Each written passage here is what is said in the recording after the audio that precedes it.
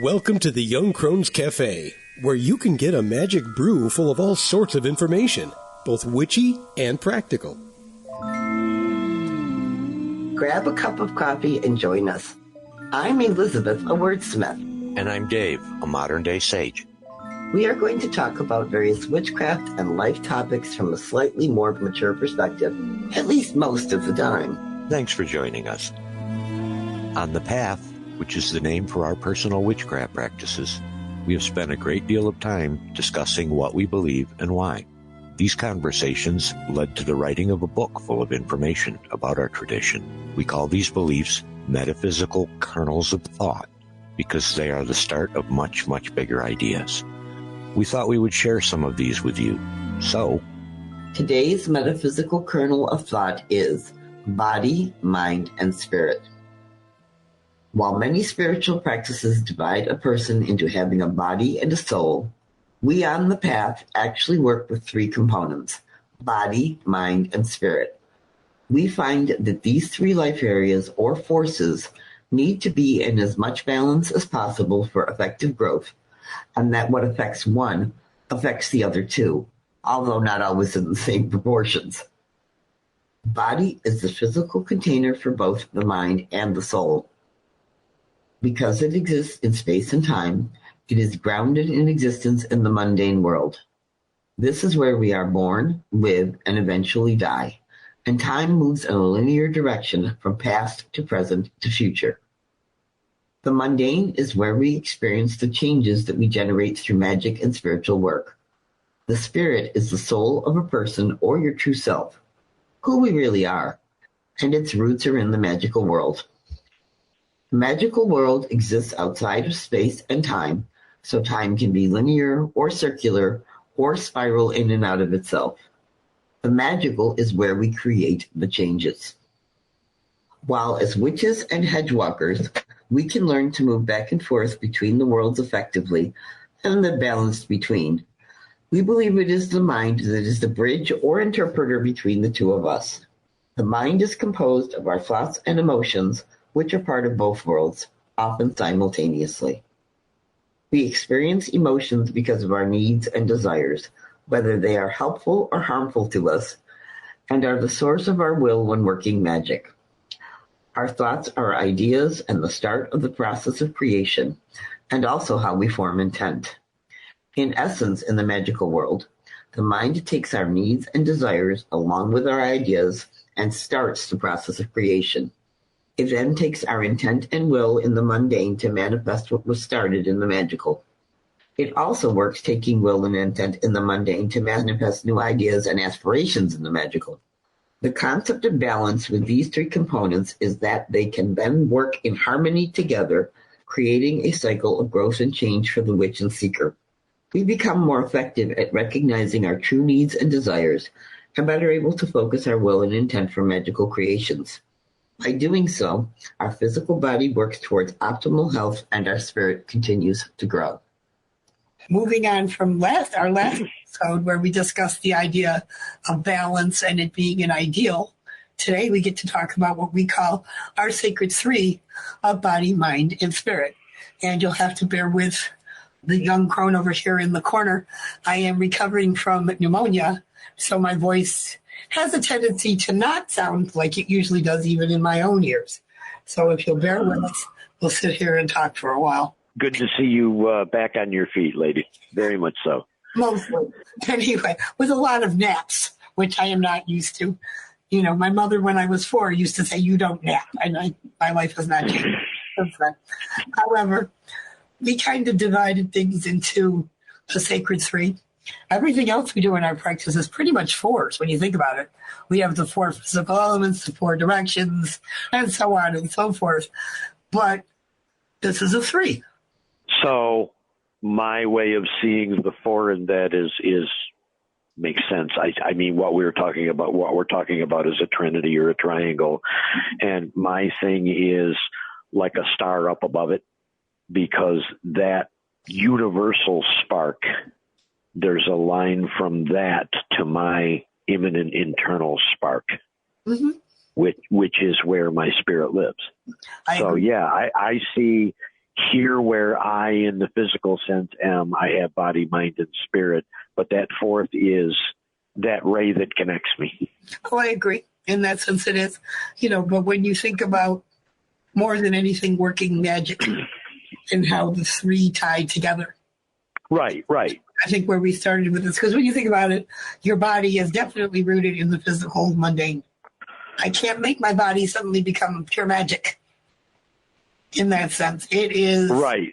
That physical piece of me that eats, sleeps, experiences, and has limits. Absolutely, and experiences time as linear, past, present, future. That's how a physical body works, and more than anything else, it's almost a container for your spirit on the mundane side of things.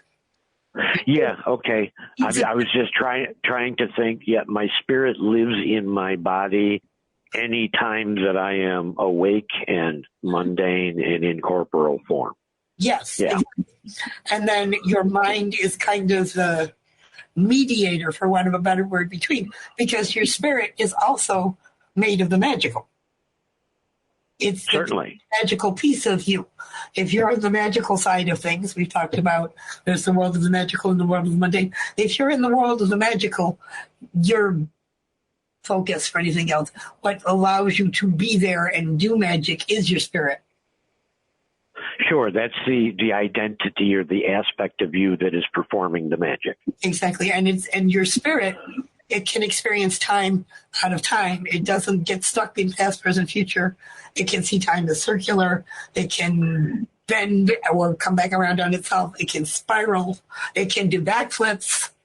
That's so calming a thought for me, too, to know that where Susie is now, there isn't time, so she is forever next to me. Exactly. And your spirit on the magical, if you're in magical space for yourself, it's easier to connect with people who've gone before us. I'm sorry for the odd luck. My okay. My late wife's cat just jumped up across about 3 dressers, so sorry about that. I can see the child. I think she had something they had to say in the conversation. So, hi, Susie. I'm not surprised. And I can see a giant shadow of the cat behind you. Oh, yeah? Oh, yeah, in the picture. There is a giant cat shadow, so it's cool. But hi, honey. The idea with the third side of the mind kind of being the bridge, because we have that physical container, we have that magical piece, and they have to get along, and they don't always have the same language. Sure. I mean, you can look at this triangle from any combination or any one of them being the top and it works, or all 3 of them being balanced, which is a wonderful ideal that we would strive to. I think coming from the more shamanist background or the more Native North American background, my spirit is sort of the me. My body is where I do physical things to affect and share the world around me. And my mind is there to problem solve and think and pattern match. I mean, it's what it's evolved to do. It's an amazing decision-making tool, but not at every moment in my life am I needing a decision-making tool. So for me, kind of closing down that part of the mind and recognizing that spirit is where the I of Dave lives. The mind and the body are tools of that spirit, so to speak. So it's interesting that you can put any one of the 3. Yes, the body is the container for the mind and the spirit, and the mind is the mediator or the interpreter between the body and the spirit. So it's cool to see how balanced that triangle can get. I agree. And what you do with one piece affects the other 2 when you think about it. If you think in terms of the mind as, like you said, that great decision maker, it is also where we acquire knowledge. Sure. I just to step back for a second, you use the word affect, and I wanted to touch on that because something that I've learned over the last year or so, going through my own journey, is that our mind can have a thought. Whether it's a good thought or a bad thought isn't really important. What's important is recognizing that the moment I have had that thought, my amygdala is going to be sending some chemistry and some signals going around. So I'm going to get a shot of adrenaline or serotonin or whatever, and recognizing from the spirit point of view that, okay, my mind just had that thought, and that's okay. And my body, I need to keep in mind, is going to be reacting in a different way during that wash of chemistry, and accept the fact that the body isn't necessarily rational right now. It's driven by a flood of pheromones that the mind just triggered. And so being able to step out of those and say, okay, I just thought about something that's hurtful to me. I'm going to naturally be a little defensive and whatnot for a time in both my body and my mind, understanding that from my spirit is still just okay. Exactly. And so I've learned to anchor back to my spirit, where I spent too many years believing that I was that Tasmanian devil that I have in my brain of a problem solver. Mm-hmm. So I'm learning that sometimes I don't have any problems to solve, and that's a good time to not really use my mind. Understood completely. And like I said, the idea, like you said, one affects the other. It can also be on a positive level. If I acquire new knowledge, like you said, you recognizing that because I think X, my body reacts Y in way Y. And having that knowledge now, I can go back to my spirit and say, okay, they're going to, finish their reaction, and I'm going to sit over here and be calm. Yeah, I'm going to breathe for a minute and let that, let the ripples of that pond settle for a moment before I move back forward again in my mundane. Exactly. And that's the whole idea. And the idea is, if we are making magic or wanting to make magic and affect change, you start the change on the magical, because that's where you begin that process of creation. And it has to manifest in the mundane side of the world, and where you live and work and experience life on life's terms, as it were. Otherwise, what's the point? It's funny that you say that, though, because I didn't realize until you just described it that way how important the body is in a ritual, or when I'm in sacred space. I mean, of course, my spirit is strongly feeling that connection if I'm in that good space, and my mind is filled with whatever intention and focus.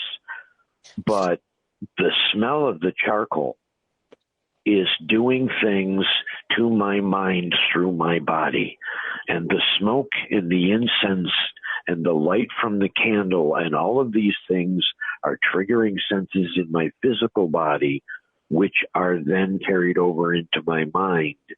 And that's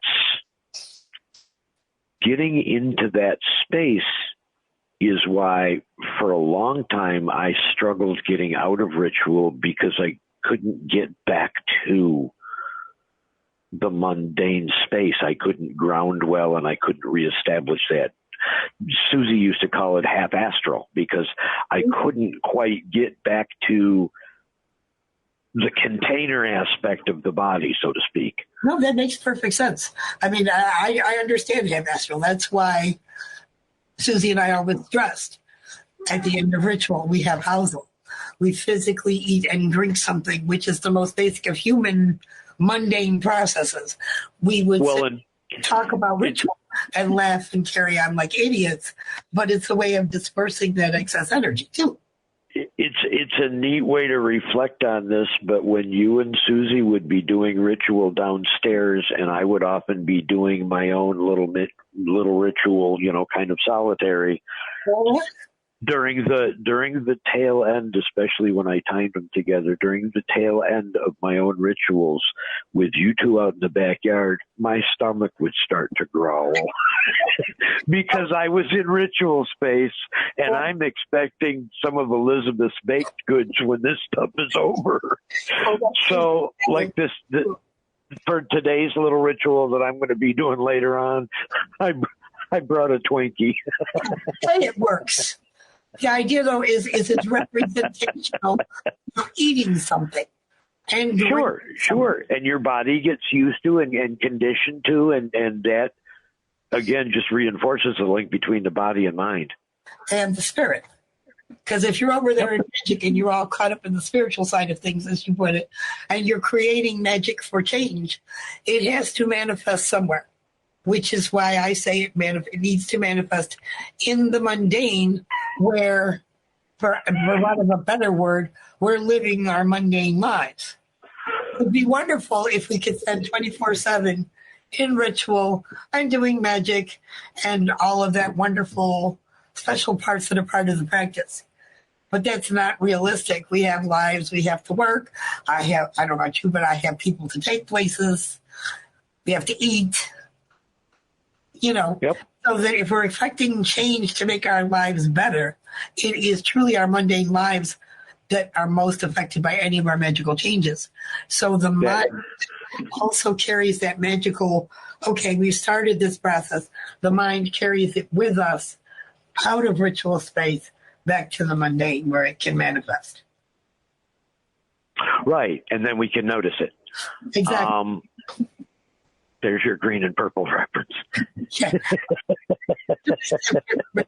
Later. It's something I wanted to point out about what you were talking about, too. You made a very good point about, we have to eat. We have to take care of fueling and self-care and those kind of things to ensure that our body continues. But it's just as important to feed and care for the mind and feed and care for the spirit. I agree. And for me, feed and care of the mind usually is in the form of reading or learning.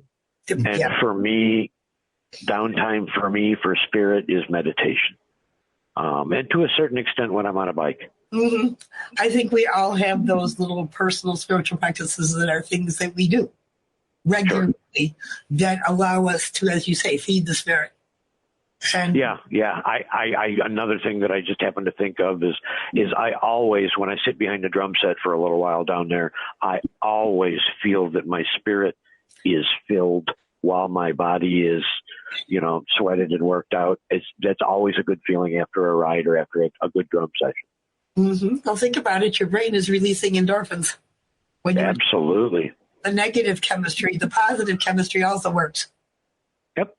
And sometimes that's what we need to focus on as well, is as physical, mundane people, it is very easy to caught up in the negative stuff that we can fuel ourselves with. And that's where the mind, wait a minute, it also does this. And your spirit can chime in, wait a minute, I'm over here, and things are okay. And I think they regularly interact with each other. You were talking about how each part affects the other, and I think it does. Sometimes it's in greater proportions. Like if I've just done a really great ritual, my body is often a lot more relaxed. It's less stressed. Once I get rid of all that excess energy and ground, then I am more relaxed. I sleep better for the next several days. I'm calmer emotionally. I see more synchronicities. I see magic everywhere. More. Right. So that I don't need, I would like to say that I could have that spiritual experience all the time, but that doesn't work. Because if I did, I'd be fully astral instead of half astral, as you put it. And then my body would get neglected. My mind would get neglected. I'd be really out of balance. I can kind of see to a certain extent, though, that there's a universal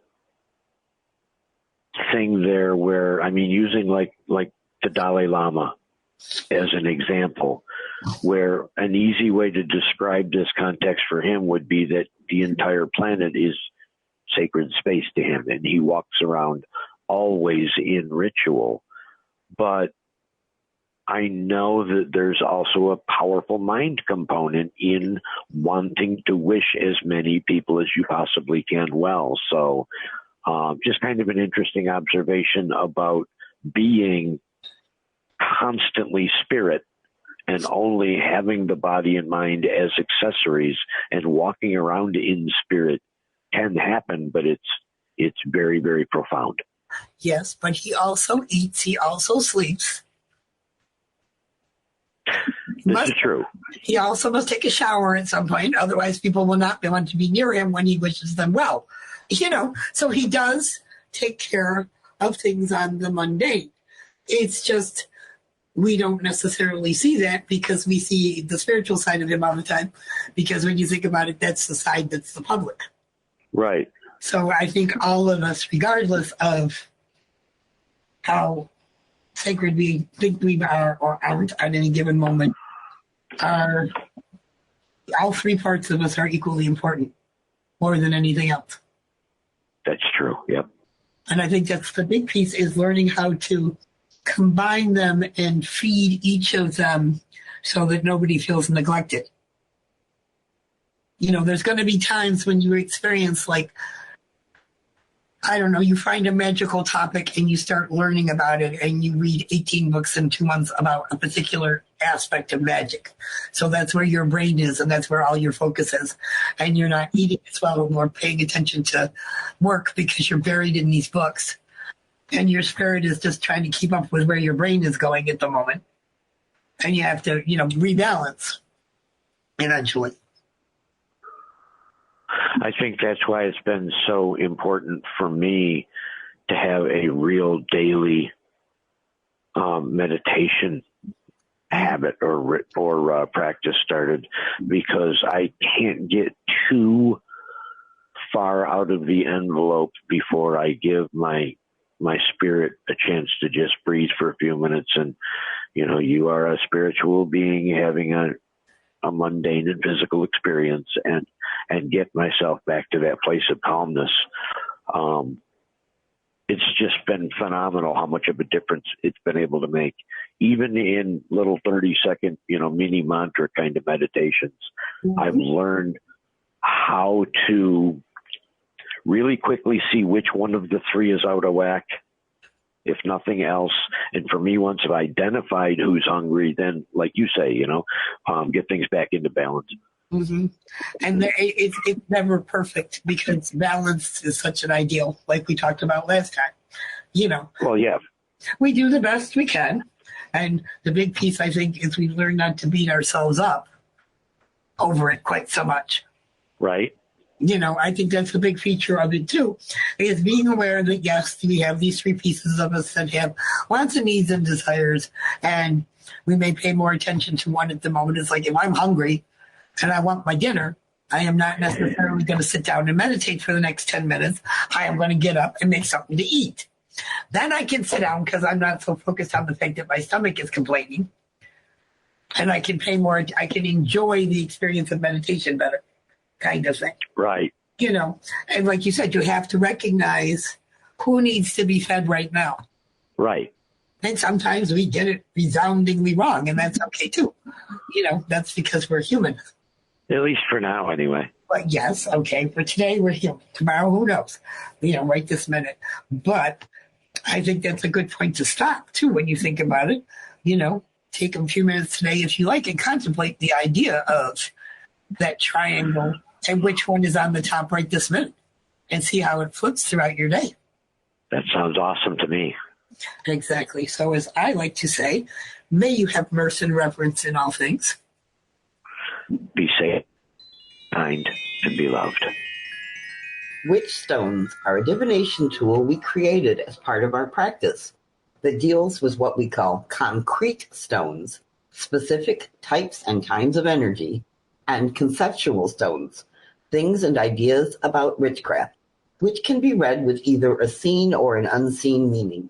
Recently, we have developed a set of oracle cards using this information. We would like to introduce you to one of these stones right now. In today's Witchstone Spotlight, we'll be looking at the stone card for Lightning Bolt.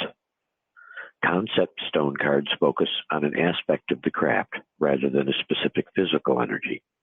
The lightning bolt is the first of 8 physical concept stones that relate to the energy of actions or results. It displays a pictograph of a white lightning bolt accented with a red streak down the side, surrounded by a gray and red border. The border being split, gray over red, tells us that this is a concept stone. The border being gray over red, or water over fire, tells us that this card represents a physical concept. Have you ever considered how a lightning bolt is formed? Water vapor evaporates and forms raindrops by condensing and freezing around tiny dust particles floating in the air, where billions collect to form a cloud. Within a cloud, these frozen raindrops constantly collide, building up a negative electrical charge. When the charge gets big enough, it is pulled from the cloud down to the positive charges on the earth, and something ends up struck by lightning. The metaphorical meaning for those of us who are on the path relates to the idea of being suddenly filled with energy, creativity, or just a healthy shaking up of what we previously thought or believed. While the image of a bolt of lightning is obviously projective, the energy is actually receptive. You are taking in energy or lacking energy and drawing it, which obviously needs to be obtained. As it is receptive in this way, its energy is associated with the dark half of the year. The lightning bolt stone card is associated with both the dark new moon, with the dark new moon. The lightning bolt represents creativity and inspiration when reflecting on the element of fire. It represents flow of actions when reflecting on the element of water. The scene energy for the lightning bolt stone card in a reading is change and energy infusion and immediate attention or action needed. Change can be difficult, but it is part of the reality of life, and there may be some sort of change ahead. An energy infusion often provides you with what you need to finish a project or push you into considering new ideas. Immediate action or attention needed may mean that there is something we need to focus on or do right away. After all, lightning definitely gets our attention. The unseen energies for the lightning bolt: change, inertia, and need for more energy. Change may be coming, but not as quickly as you think it should or want. Inertia means complete lack of movement, and you may need to see why you are stuck.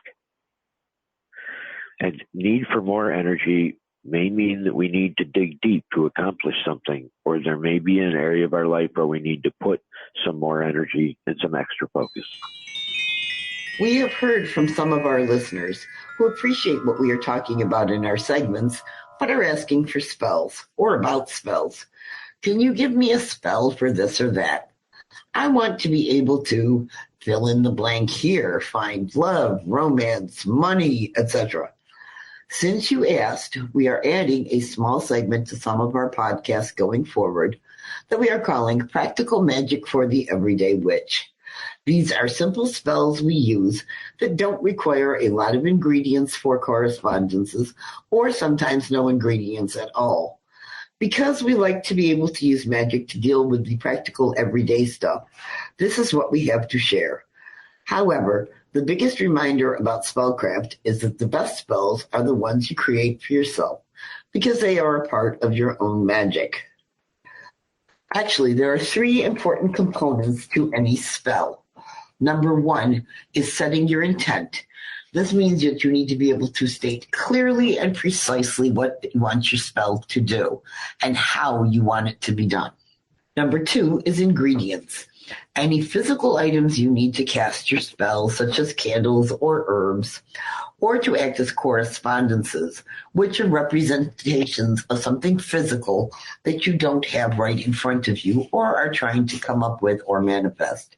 Finally, number 3 is some sort of way to raise energy. After all All spells are powered by energy, and there are a number of different ways to raise this type of energy, including chanting or various movements. We all have times when we need to be able to have two or more very different things work together in order to create or accomplish something in our lives. This spell allows you to keep things and yourself together so that they can work in harmony to meet your needs. A very simple spell starts out obviously with intent, which is I am keeping things together to accomplish what I need.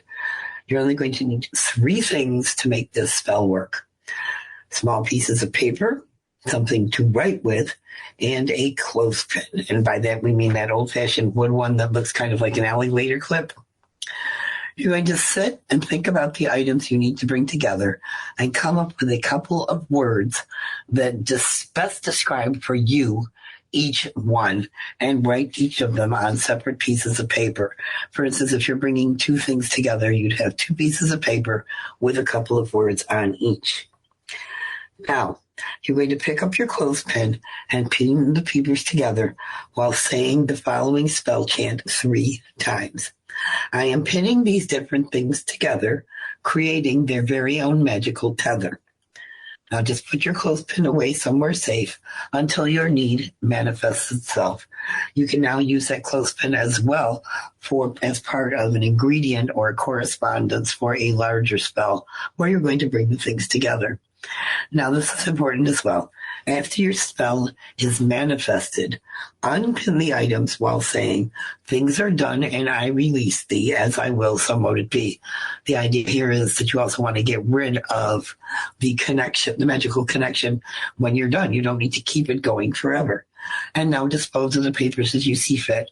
Some people put them in the trash, some people burn them, some people put them in water, doesn't matter. And here's a note. You can also use those metal binder clips that you can find at any stationery store or in the stationery row at a big box store. But we like the old-fashioned pins because of their association with the grounding element of earth. So that's all there is to a simple clothespin spell. Before we go, we would like to present you with a tip or trick or witchy hint, just something to make your day go better, because we live in a mixture of the magical and the mundane. Today's tip, trick, or witchy hint is a practice that I've been developing to help me recognize more and more those little coincidences that we all know are synchronicities and indicators of magic in our life. We on the path, and many, many spiritual people in general, have learned over time that there are a lot more synchronicities or magical moments in our life that we've been conditioned to sort of just glaze over and not notice or process as a normal part of our background environment and energy in our lives. At some point in our spiritual growth, we've identified that these little moments and signals are key indicators that the universe is hearing, acting on, and showing us that it is indeed listening. So, the more of these little glitches in the matrix that we are able to see and identify as being magical and point out as a result of our own energy work, then the more that we will see them. And with practice, we can learn to see them in every day, every hour, and even every moment in our spiritual lives. So how do we practice noticing things? My current exercise practice for this is a little abstract, but it's very simple and very easy. It basically involves teaching myself to look specifically for things that normally don't belong or appear in my mundane life. For example, I know it's not very common to see people dressed or buildings or signs to have certain color combinations just because they don't really work well. Rarely does anybody use harshly contrasting colors like fluorescent seafoam green and dark purple. These are things that we just don't see very often. So when I go out in my day, I'll set in the back of my mind to actively look for and find that color combination. And it may surprise you to know how strongly this works, as I've already seen these combinations today, and I haven't even left my house. And each time that I notice that specific combination of colors, I ask the universe, What is the content of the message that I'm being shown? What is the lesson or the hint or the nudge that I'm feeling? So I'm finding it's a great way to train my brain to start noticing more and more and more of the magic in my life. And I hope this suggestion helps you in your own expanding practices. For now, be safe, be kind, and be loved. Well, it looks like the coffee cups are empty for this week. We hope you join us again next Tuesday. But you can find us at our website, 2youngcrones.com. That's the number 2, Young Crones. You can also find us on social media such as Facebook and Twitter. Until then, remember, we are witches who work with energies to effect change. we are believers in both immanent and transcendent divine. We are celebrants of the passage of the solar and lunar cycles. We are hedge walkers who pass back and forth between the worlds of the magical and the mundane. We are seekers of knowledge. We are walkers of a spiritual tradition we call the path. So it be.